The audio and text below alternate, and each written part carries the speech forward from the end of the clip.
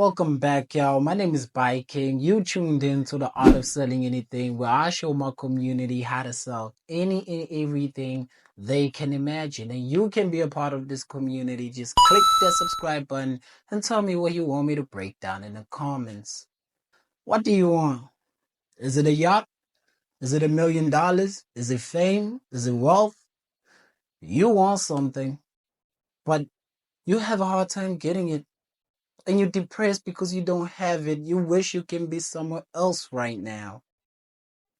You probably do. Actually, you do.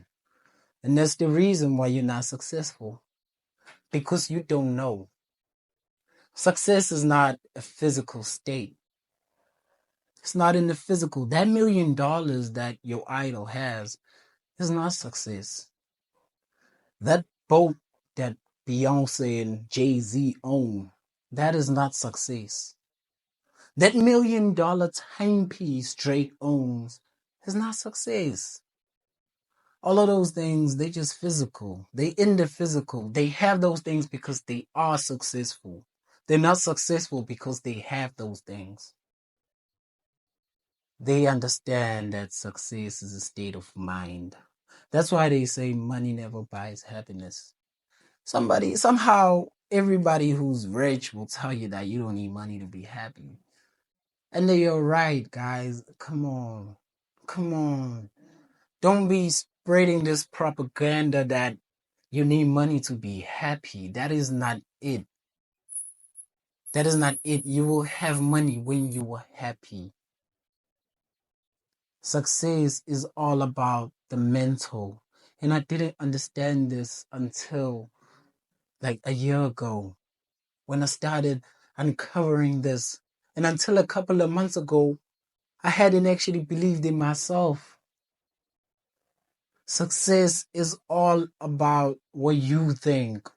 So, here's what I want. Let me tell you a little bit about myself. I like telling people about me.